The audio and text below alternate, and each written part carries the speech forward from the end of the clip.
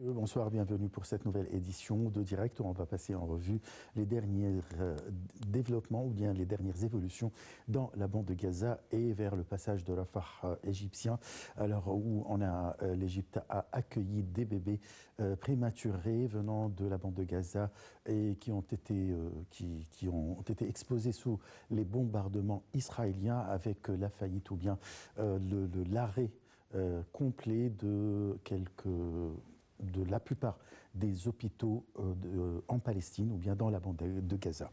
On commence par le ministre des Affaires étrangères, Sameh Shoukry, qui a participé aujourd'hui au sommet des ministres des Affaires étrangères à Pékin. Ces rencontres interviennent dans le cadre de la première étape d'une tournée menée par le comité ministériel formé en vertu d'une décision du dernier sommet arabo-islamique dans le but de mettre fin à la guerre en cours dans la bande de Gaza.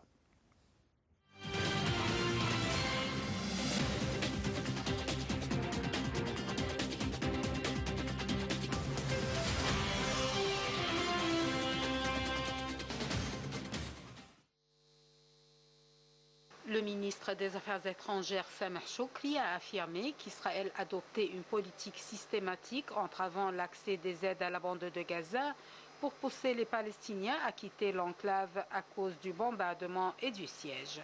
Shoukry a tenu ses propos lors des rencontres lundi à Pékin avec ses homologues saoudiens, jordaniens, palestiniens, indonésiens et le secrétaire général de l'Organisation de coopération islamique, l'OCI, le vice-président et ministre des Affaires étrangères chinois.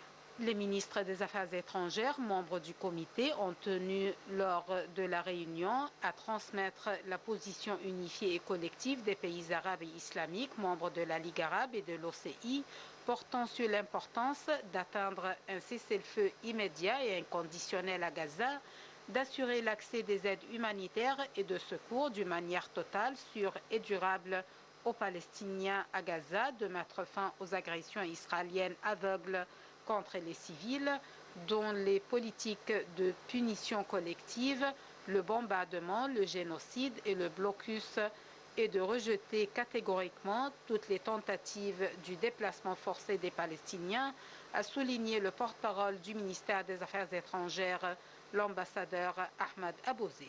Selon le porte-parole, les ministres ont mis en relief le rôle important que joue la Chine à l'échelle internationale en sa qualité de membre permanent du Conseil de sécurité et président en exercice du Conseil en novembre courant et ont exprimé le souhait de coordonner les efforts conjoints pour arrêter cette guerre et mettre fin à la souffrance humanitaire du peuple palestinien.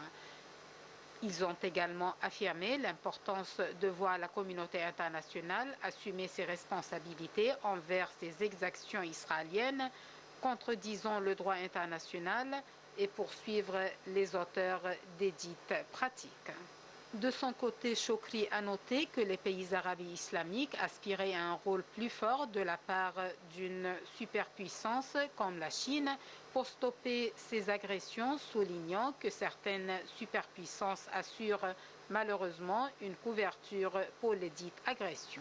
Le chef de la diplomatie chinoise a de son côté affirmé la nécessité de mettre en œuvre les résolutions du Conseil de sécurité et de l'Assemblée générale pertinentes à la crise dans la bande de Gaza, tout en jugeant important un cessez-le-feu immédiat pour assurer la protection aux civils palestiniens. Le chef de la diplomatie chinoise a déclaré que son pays compte convoquer une réunion du Conseil de sécurité au niveau ministériel, tout en espérant la participation du comité arabo-islamique à cette réunion.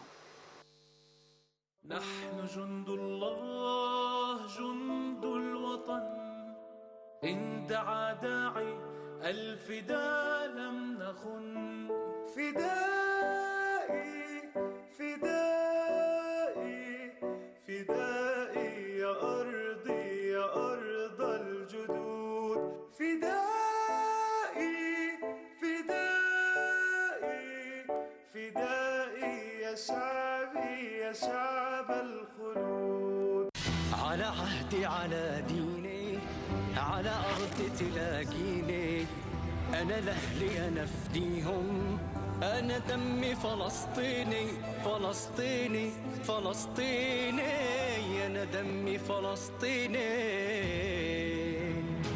موطني موطني الجلال والجمال والسناء والبهاء في رباء في رباء والحياة والنجاة.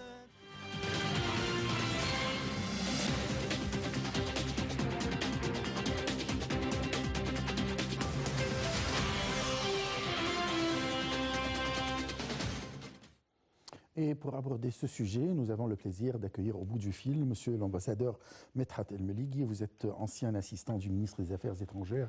Bonsoir. Bonsoir, monsieur. À votre avis, pourquoi les ministres des Affaires étrangères arabes et des pays islamiques se sont rendus en Chine pour discuter de la situation à Gaza? Bon, comme vous pouvez le constater vous-même, après la résolution des Nations Unies, qui malheureusement n'a abouti à rien, qui a démontré d'une manière claire le manque de respect d'Israël pour tout ce qui est droit international, pour tout ce qui est résolution des Nations Unies, il fallait qu'on se réunisse pour voir exactement comment est-ce qu'on va travailler avec cette nouvelle étape israélienne. Comme vous l'avez constaté, que les massacres continuent et que même dans les hôpitaux, même dans tous les établissements civils et avec les citoyens civils, on trouve qu'il n'y a aucun respect du droit humanitaire international ou n'importe quel droit qu'on n'a jamais connu dans notre vie très récente. Quel est le rôle que pourrait jouer un grand pays comme la Chine pour aboutir à un cessez-le-feu, surtout qu'elle préside le Conseil de sécurité en novembre? Ça sera un point de plus accumulé sur beaucoup d'autres points qui étaient exprimés par la communauté internationale et par la Russie avant, et même la Chine s'est déjà prononcée en avant pour un cessez-le-feu et pour établir des négociations de paix entre les deux parties, ce qui n'a jamais été respecté de la part d'Israël. Mais cela dit, il est important que la Chine réaffirme sa position vis-à-vis le massacre qui se passe et le génocide qui se passe à Gaza en ce moment. Oui. Mais les États-Unis et la Chine, tout le monde, même l'Europe, ont déclaré que la seule solution pour arrêter cette guerre ou bien pour aboutir à la paix dans la région, c'est la solution de deux États. Est-ce qu'on s'attend à ce qu'il y aura une solution pareille dans les mois à venir, par exemple? Non, je ne crois pas qu'Israël est encore prêt. C'est le même Premier ministre qu'on a vu il y a plus de 10 ans répéter la même chose, on doit rétablir la paix. Il met des dizaines d'étapes avant qu'on puisse vraiment établir la paix. Alors moi, je ne trouve pas que le Premier ministre israélien est prêt jusqu'à ce moment-là à vraiment avoir un État palestinien voisin à ses côtés. Il voit les Palestiniens, même si de l'autorité palestinienne, comme des terroristes et qu'il ne peut pas négocier avec eux. Jusqu'à maintenant, il n'a pas pu assimiler l'idée et le concept que la paix est essentielle pour Israël aussi bien que pour les Palestiniens. C'est pour ça d'ailleurs qu'on voit ces massacres qui sont en train de créer de nouveaux terroristes selon la vision israélienne. Qu'est-ce qu'on peut faire avec si on est un enfant et on voit ses parents mourir devant soi, ou un jeune qui voit son père tué? Ça, c'est une création de nouveaux terroristes, et puis après, on va trouver une nouvelle vague de terrorisme qui va toujours déstabiliser pas seulement Israël, mais toute la région. Oui. Là, le choix de la Chine, c'est-à-dire Quel est le poids de la Chine, puisqu'on a choisi la Chine vraiment? On sait très bien que ce pays est ami à tout le monde. Même le président chinois Xi Jinping a été aux États-Unis dernièrement. Il s'est rencontré avec le président américain et tout. Est-ce qu'on peut utiliser l'amitié entre la Chine et Israël, par exemple, pour apaiser la situation? Bon, malgré la bonne foi chinoise, dont j'y crois vraiment, mais je trouve que sans qu'il y ait une vraie pression occidentale, notamment des États-Unis, on ne va pas aboutir à un cessez-le-feu, ce qu'on cherche maintenant pour essayer de prendre le souffle de tout ce qui se passe pour les civils palestiniens. La Chine a une bonne foi, mais elle ne pourra pas rentrer cette guerre à la place des Palestiniens. Et pour les autres, et je parle ici notamment des États-Unis, la France, l'Angleterre, qui malgré leurs paroles qui sont bien satisfaisantes, mais sans vraie pression. Est-ce qu'on a entendu parler de pression qu'on ne va pas donner des armes, par exemple? Que Israël est en train de violer le droit international et qu'on ne va pas accepter cette violation continue. Tout ça, on n'a pas encore entendu. Alors du coup, je vois qu'il n'y a pas une vraie pression de la part des États-Unis, de l'administration américaine, aussi bien que du Premier ministre anglais ou bien du président Macron de la France. Et je pense que ces trois pays-là peuvent, s'ils le veulent, presser Israël de sorte qu'elle arrête ce massacre et ces crimes de guerre qu'elle est en train de commettre contre les Palestiniens. Selon la presse internationale, on a entendu parler, ou bien ça a été publié, qu'il y aura très prochainement un accord concernant les prisonniers des deux parts. Est-ce qu'il y a un indice qui veut dire qu'il y aura un échange de prisonniers dans les jours à venir? Éventuellement, il doit y avoir. Mais est-ce que le temps est là ou pas encore? On avait déjà commencé par entendre 100 prisonniers. Et puis ça a baissé à 50. Oui. Et puis même ces 50 n'ont pas vu le jour jusqu'à présent. Je trouve que la continuation israélienne, le bombardement de l'armée israélienne contre les cibles, les civils et les citoyens civils palestiniens ne donne pas la chance pour qu'on puisse négocier en ce qui concerne l'échange de prisonniers de deux parties. À moins qu'il y ait vraiment un truc ou bien un cessez-le-feu, alors on ne pourra pas vraiment négocier cela. En tant que diplomate et ancien assistant du ministre des Affaires étrangères, est-ce qu'on pourrait trouver une solution diplomatique de cette crise? Mais il doit y avoir une solution diplomatique, mais cette solution diplomatique ne viendra qu'à travers la pression. Et jusqu'à maintenant, on n'a pas vu de changement dramatique, ce qui doit se passer de la part de l'Occident envers Israël. Il y a toujours un soutien pour Israël. On entend toujours que tout cela a commencé le 7 octobre. Personne ne parle, par exemple, de l'occupation, personne ne parle de ce qui est très important. La carte qu'avait montré le Premier ministre israélien au sein des Nations Unies, où il a totalement érasé la Palestine. Alors, si on voit, je trouve que ça, c'est peut-être la raison d'être pour les attaques du 7 octobre. Vous avez totalement enlevé tout horizon politique pour une solution pacifique de la crise palestinienne et du problème palestinien. Alors, du coup, qu'est-ce que les Palestiniens ont à faire que de se battre pour prouver leur point, si vous avez totalement enlevé l'horizon politique devant eux? Qu'est-ce qu'il y a à faire? En parlant de loi internationale, il y a des missions des Nations Unies qui ont visité la région. En même temps, il y a des déclarations, même de la part du secrétaire général des Nations Unies, qui condamne les faits ou bien les frappes israéliennes et le comportement israélien dans la bande de Gaza. Est-ce que c'est possible vraiment que ça soit considéré comme crime contre l'humanité, les faits israéliens, et il y aura une condamnation pour les responsables? Bon, alors, Soyons clairs. Il y a eu plusieurs condamnations au passé de la part de plusieurs instances internationales, et je cite ici certainement les organisations censées à protéger le droit de l'homme. Il y en a plusieurs. Ils ont tous condamné. Et puis à la fin, Israël continue, avec le support américain occidental, à faire ce qu'elle pense de son droit.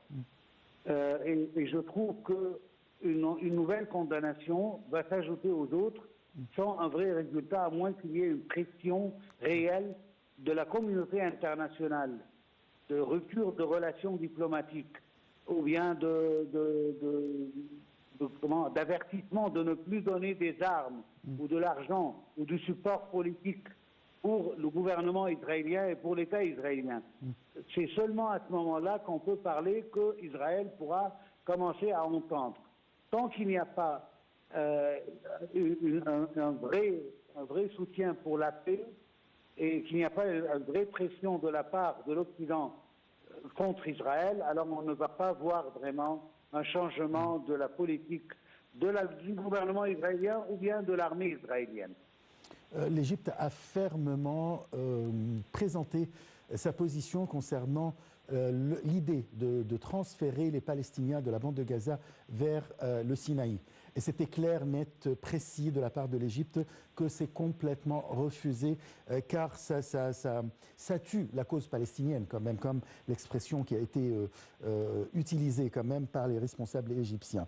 Alors, est-ce que cette idée demeure toujours à une demande ou bien une pression de la part d'Israël ou bien des États-Unis?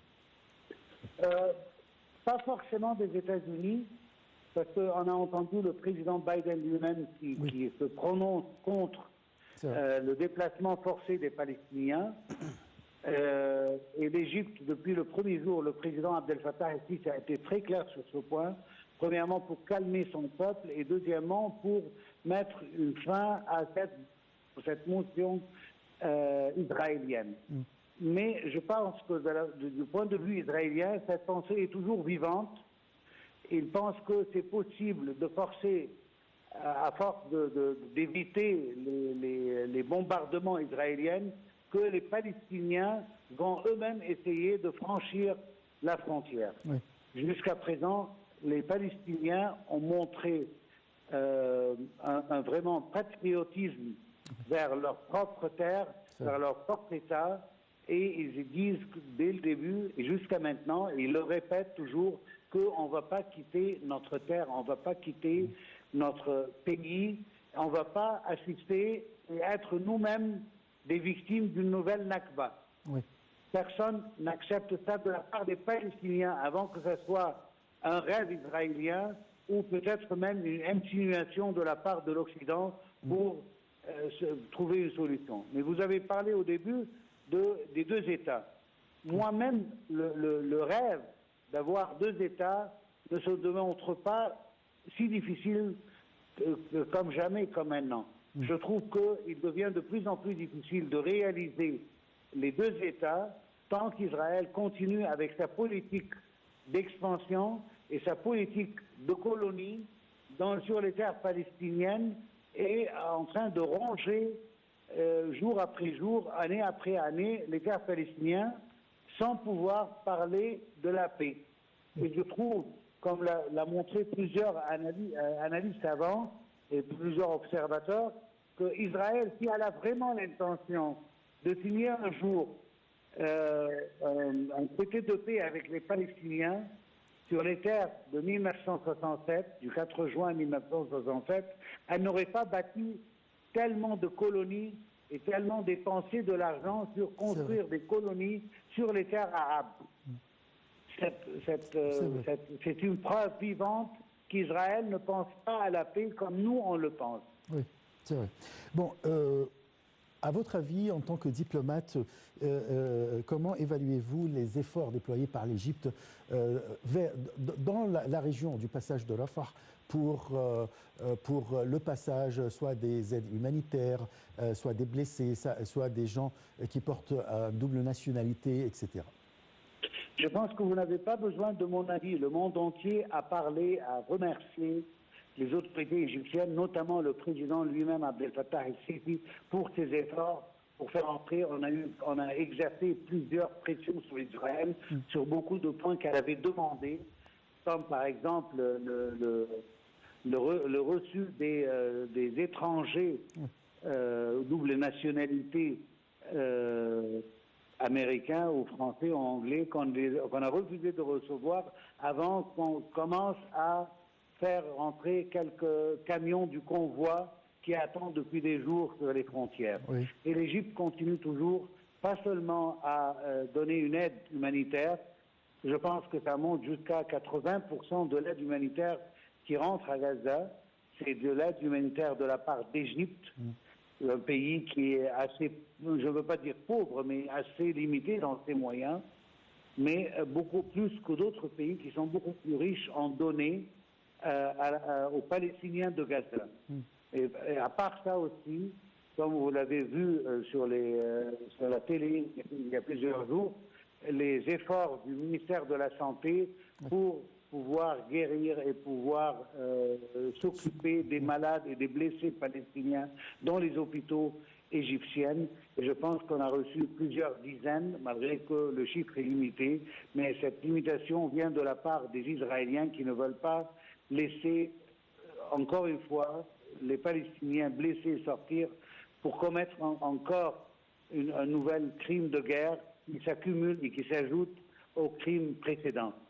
Et du coup, alors l'Égypte, comme je vous ai dit, elle fait de tout son mieux, que ce soit des négociations politiques, que ce soit des pressions diplomatiques, que ce soit de parler avec les influenceurs sur Israël pour pouvoir aboutir à un cessez-le-feu, un vrai cessez-le-feu, pour qu'on puisse reprendre des négociations de paix, pour à la fin établir un État palestinien côte à côte de l'État d'Israël, pour finir de cette histoire qui a traîné pour plus de 75 ans jusqu'aujourd'hui. Parfait. Je vous remercie beaucoup, monsieur l'ambassadeur Medhat El-Melig, et je rappelle que vous êtes ancien assistant du ministre des Affaires étrangères. Monsieur l'ambassadeur a parlé quand même des efforts déployés, des efforts politiques et humanitaires déployés par l'Égypte, ainsi que de la réunion qui a été tenue, ou bien le sommet qui a été tenu aujourd'hui à Pékin et qui a témoigné la présence de quelques ministres des Affaires étrangères arabes et des pays islamiques, y compris bien sûr le ministre égyptien Sameh Shoukry, et le rôle que pourrait jouer la Chine actuellement en tant que présidente du Conseil de sécurité durant le mois de novembre. Monsieur l'ambassadeur parlait tout à l'heure des efforts de l'Égypte pour recevoir les blessés palestiniens, mais aussi des bébés prématurés ont été évacués de l'hôpital Al-Shifa, le plus grand de la bande de Gaza, pour être transférés vers l'Égypte au moment où Israël continue à étendre ses opérations contre le Hamas avec des combats intenses et des bombardements dans le nord du territoire palestinien.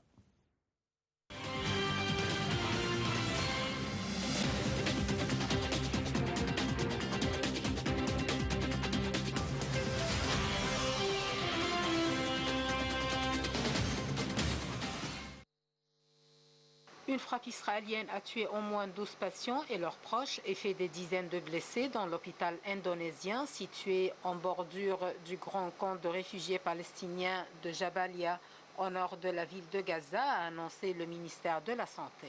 Israël avait auparavant affirmé étendre ses opérations dans de nouveaux quartiers de la bande de Gaza, notamment dans le secteur de Jabalia. De violents combats ont eu lieu dimanche dans le centre de Gazaville avec des tirs de chars israéliens répondant à ceux des lance-roquettes des combattants palestiniens, et les frappes aériennes se sont intensifiées en soirée. Selon le ministère de la Santé à Gaza, 41 membres d'une même famille sont morts dans une frappe israélienne sur leur maison à Jabalia. Le Hamas ne cesse de répéter qu'Israël mène une guerre contre les hôpitaux de Gaza et dément les allégations israéliennes selon lesquelles le mouvement palestinien se servait des hôpitaux à des fins militaires et d'utiliser les civils qui s'y trouvent comme des boucliers humains. 13 000 personnes ont été tuées dans les bombardements israéliens depuis le 7 octobre, dont plus de 5 600 enfants selon le ministère de la Santé à Gaza. Le Qatar, qui mène une médiation pour tenter d'obtenir la libération des otages israéliens en échange d'une trêve, a affirmé qu'il ne restait que des obstacles très mineurs, notamment logistiques et pratiques, en vue d'un accord sans fournir de calendrier. L'adjoint au conseiller à la sécurité nationale du président américain Joe Biden a estimé que l'accord était plus proche que jamais et incluait la libération de plusieurs dizaines d'otages contre une période prolongée de pause dans les combats. Sur le plan humanitaire, 28 bébés prématurés qui étaient encore dans l'hôpital El-Shefa de Gaza après son évacuation samedi sont arrivés en Égypte lundi pour recevoir le soin et le traitement nécessaires dans les hôpitaux égyptiens. Une source médicale responsable a déclaré l'arrivée des enfants à l'hôpital général d'El Arish via le terminal de Rafah. L'Égypte a reçu un certain nombre de blessés palestiniens attaqués à Gaza. 150 voitures d'ambulance ont été consacrées à transporter les blessés palestiniens.